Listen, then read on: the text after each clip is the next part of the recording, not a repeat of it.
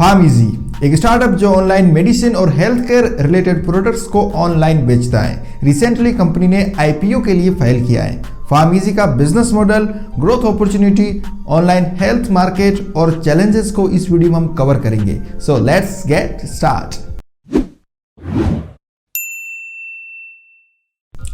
Pharmacy एक online pharmacy के रूप में काम करता है। दवाओं और दूसरे मेडिकल उपकरणों की हेजल फ्री डिलीवरी को संभालता है। फार्मेसी भारत के कई प्रमुख शहरों में काम करती है। फार्मेसी के माध्यम से दवाओं की ऑनलाइन खरीदारी सुविधाजनक और आसान हो गई है। कंपनी हर दिन हजारों ग्राहकों को दवाइयाँ और अन्य उपकरण मेडिकल संबंधित डिलीवर करती है। फार्मेसी ने भारत के हेल्थ केयर व्यवस्था को आसान और मॉडर्न बनाने के लिए online health care platform develop किया है। यह प्लेटफॉर्म मरीजों को विभिन्न लोकल फार्मेसी स्टोर और आउटलेट से जुड़े रहने में मदद करता है। फार्मेसी भारत में हेल्थ सर्विस मजबूत करने के लिए डेटा और टेक्नोलॉजी का सहारा लेती है। फार्मेसी मोबाइल ऐप और वेबसाइट दोनों पर एक्सेसिबल है।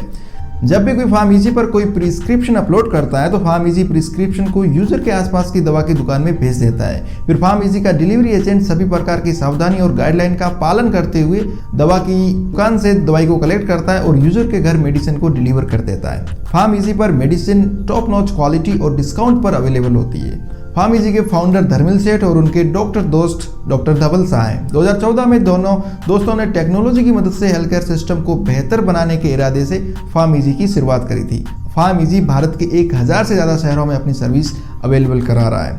Prescription medicine, OTC, medical equipment को मिला के फार्मेसी का ऑनलाइन मेडिकल स्टोर 1 लाख से ज़्यादा प्रोडक्ट्स ऑफर करता है।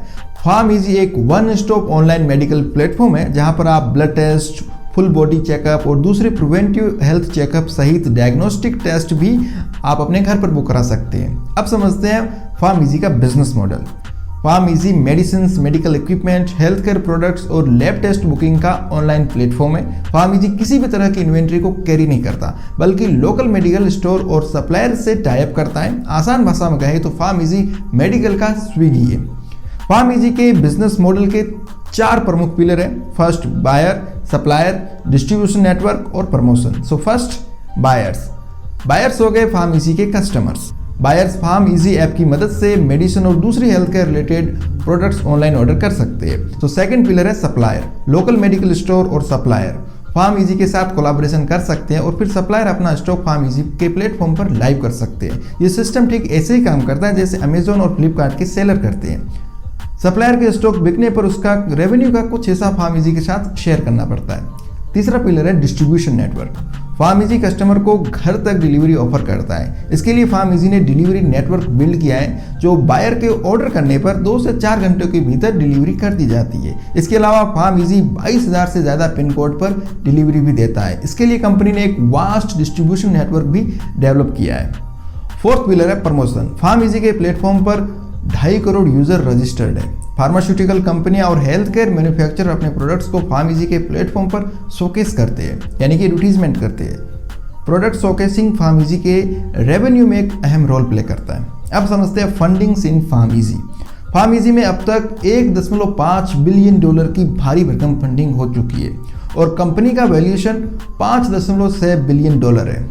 कंपनी के सबसे बड़े इन्वेस्टर अरोक्या स्वामी वेलुमनी है जिसने $500 मिलियन का निवेश किया है।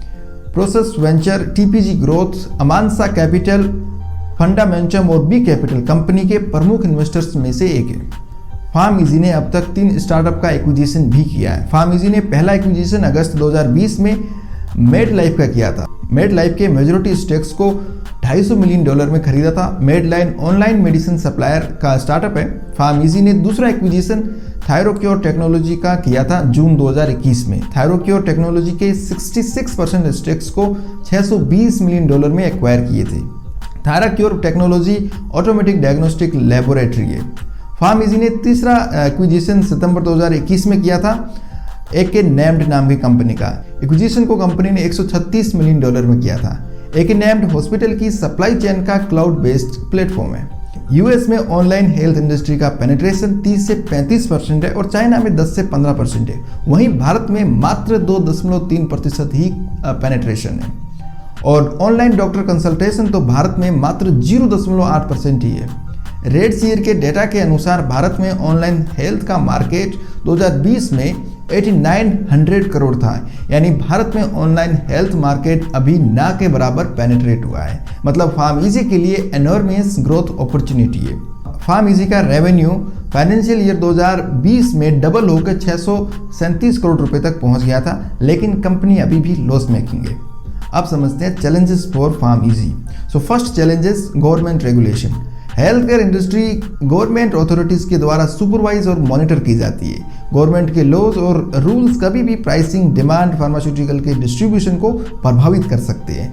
दूसरा चैलेंजेस है हाई कंपटीशन। फार्मेसी को दूसरे online platforms, diagnostic companies, traditional wholesaler और कई हेल्थ केयर सर्विस प्रोवाइडर से जबरदस्त कंपटीशन मिल रहा है। थर्ड चैलेंज है वैलिड प्रिस्क्रिप्शन।